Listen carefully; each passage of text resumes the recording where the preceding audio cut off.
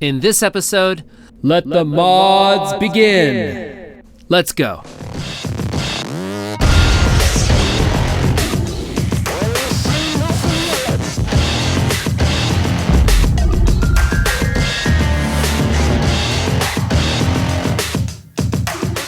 In our last episode, we tore down this bone stock 5.3 engine and thankfully didn't find any surprises, other than a few nuts hidden inside by some rogue woodland creature.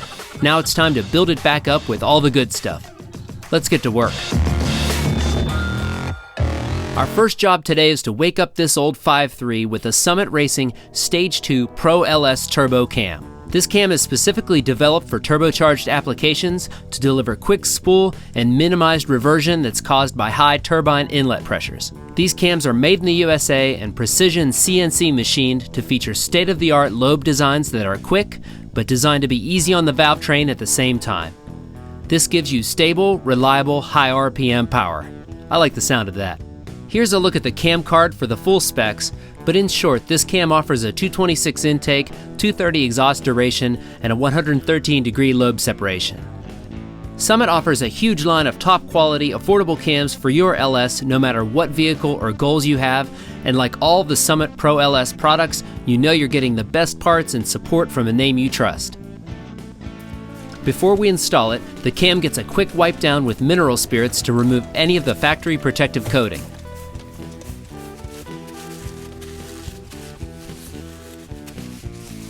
With that done and the cam coated in assembly lube, we can install it in the engine. Here I'm using a long 3/8 extension in addition to the water pump bolts to hold the cam, which I found helped give me more leverage than just the bolts alone.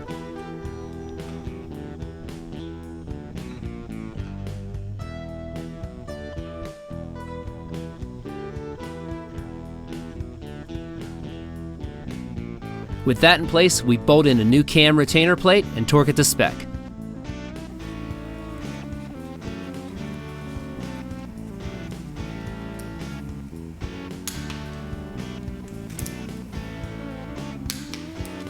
To complement our cam, I chose a Summit Billet steel double roller timing set. They deliver accurate, reliable cam timing with rugged, double row, true roller chains and billet steel crank and cam sprockets. The crank sprockets have multiple keyways which allow you to modify your cam timing. The set comes with the cam and crank sprockets, chain and oil pump spacers, which are necessary for adding the proper clearance. Here's a look at it compared to the stock one we removed.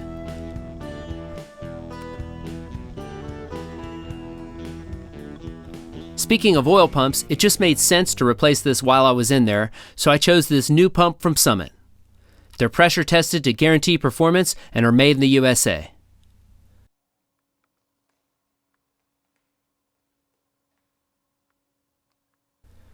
To install our timing set, first we'll remove the factory crank sprocket.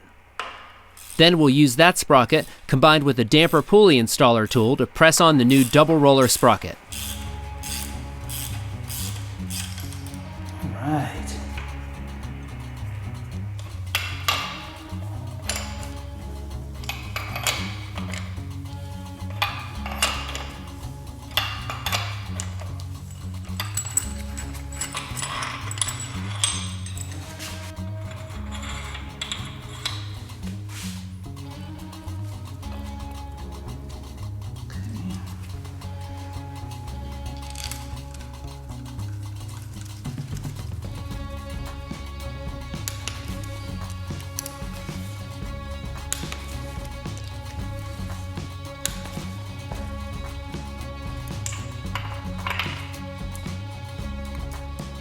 Okay, that all looks great. Let's install our new oil pump with the spacers included in the timing kit.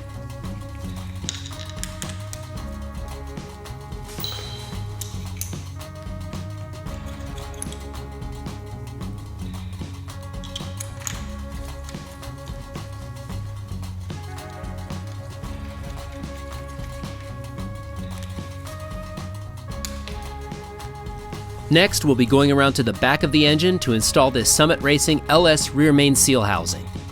This was a great value since it includes a pre-installed main seal, a housing gasket, and the necessary hardware. Oh, and I didn't have to spend 2 hours scrubbing all the oil gunk off of it like I did with the front cover. You just take it out of the box and bolt it up.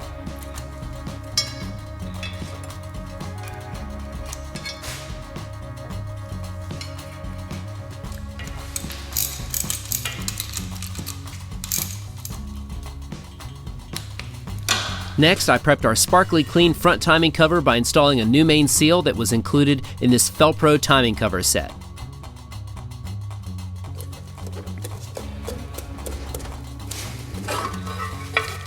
With that in place, I grabbed the stock bolts that I had soaking in mineral spirits and reinstalled the cover. Getting the cover aligned properly is important, and I used a combination of the stock damper pulley and straight edge to make sure it was all lined up. Oh, and the eagle-eyed among you may have already noticed that I ditched my old chipped, beat-up damper pulley in favor of a new one from ACDelco.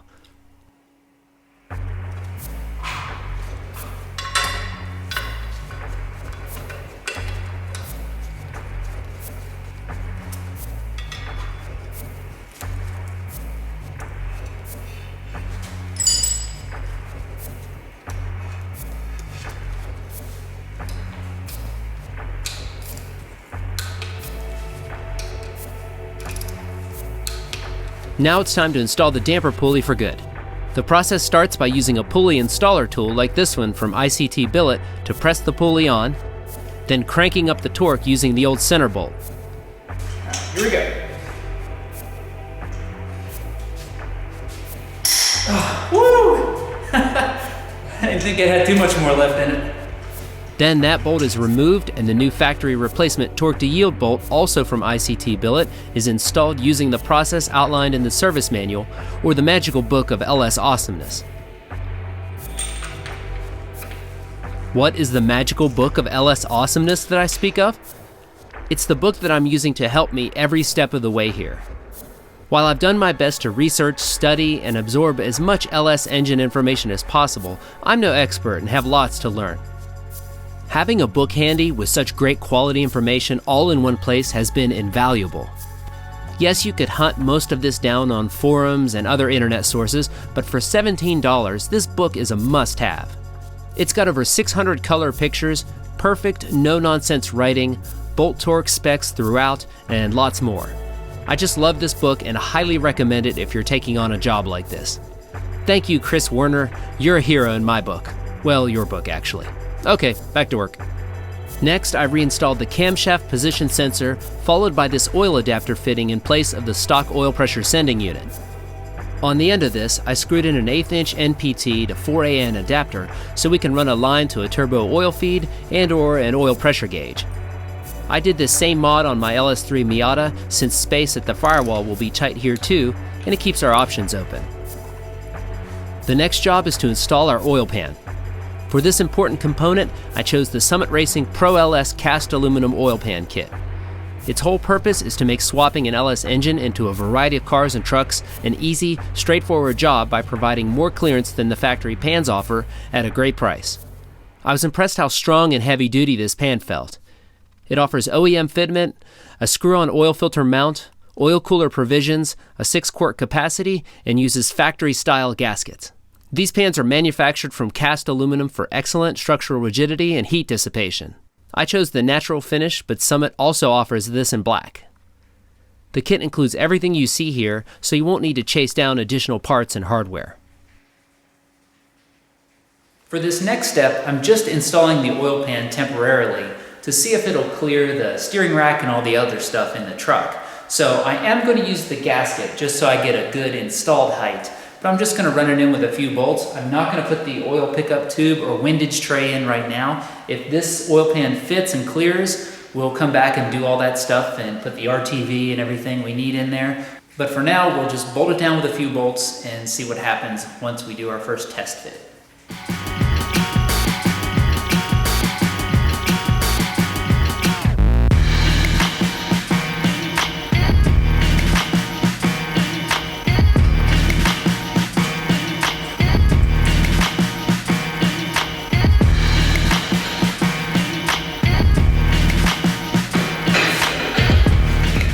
Now that the oil pan is in place, my next step is to install this Summit Racing LS lifter and guide kit. These kits include a set of top quality roller lifters, LS2 lifter guides, and new lifter guide bolts. This kit was worthwhile insurance and peace of mind versus reusing our old lifters. Installation is simple. I just coated the sides of each lifter in oil, pressed the lifters into the guides, and then smeared some assembly lube to the ends that ride on the cam.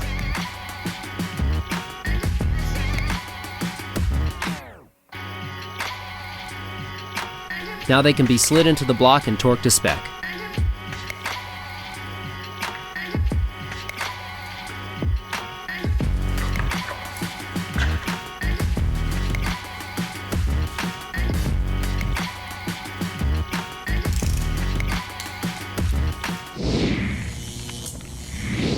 Next on the list is to install the cylinder heads. When I spoke with my machine shop, they rebuild so many of these that they had some sitting on the shelf, ready to go at a killer price. I took them up on that offer, handed them my old crusty heads, and got these in return. These are bone stock, remanufactured 5.3 truck heads. Maybe in the future I'll bolt on some CNC ported high-flowing heads, but these will work great for this phase of the build. Oh yeah, there's going to be some phases. Now these wimpy stock valve springs aren't going to cut it with our Pro LS Turbo Cam, so I'll be installing this Summit Racing LS dual valve spring upgrade kit. It's made in the USA and includes everything you need: the springs, retainers, seals, locators, and locks. Check out Summit Racing's website if you'd like to see the full specs on this kit. Normally, if you were taking your heads to a machine shop, you'd have them install this kit while they're in there, but they offered me such a great price on the exchanged heads, and I thought you'd like to see how this job is done. First up, you need a good spring compressor tool. I chose this one from Proform, and it worked well for me. First, you thread the tool's base onto the head using the included Allen bolts. Then you install the spring compressor bracket and tighten it, which compresses the springs, allowing you to remove the locks with a magnet.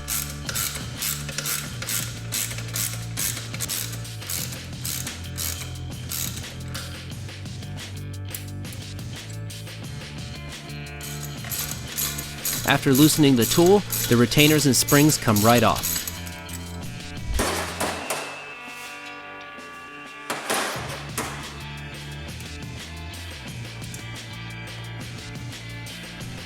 These factory valve seals are too large for the dual valve springs, so I'm removing these in favor of the ones in the kit.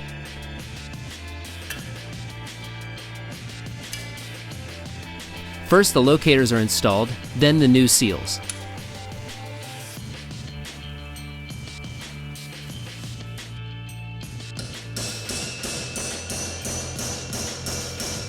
With those in place, the valves go back in, and on go the new springs, retainers, and locks. You repeat this process for each pair of intake and exhaust valves until you're all done.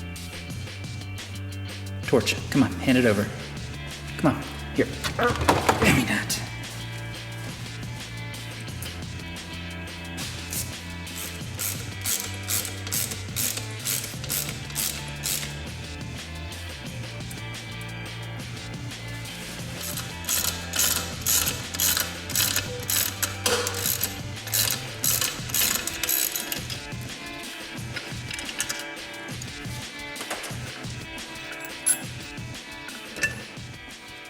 Now that the heads are ready to roll, it's time to bolt them to the engine.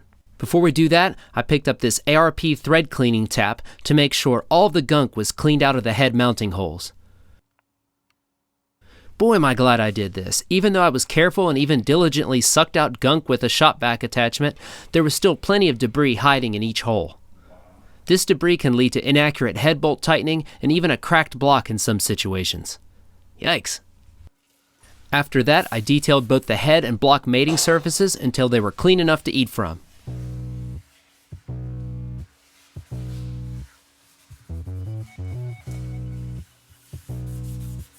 With everything clean, it's time to install the head gasket and cylinder head. For the head gaskets, I chose these Mahle original multi-layered steel gaskets.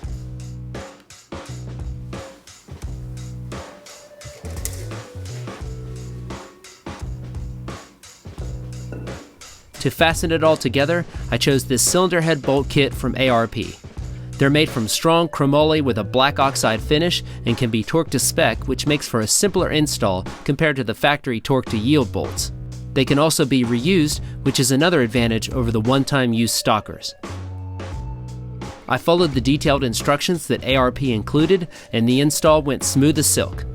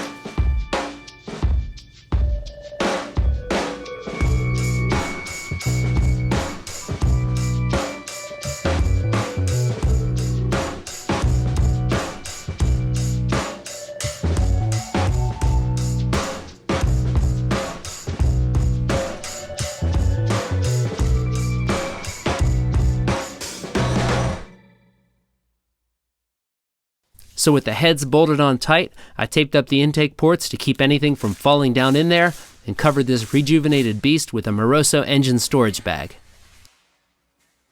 Thank you for watching, and thank you to Summit Racing for making this video series possible. No matter what you're building, be sure to visit summitracing.com or download their app for all of your horsepower needs. Also, don't forget to come hang out with me at any of these spots. I'd love to hear from you. In the next episode, we're doing the old 4-cylinder delete on this Tacoma. So with that said, thanks again, folks. We'll see you next time.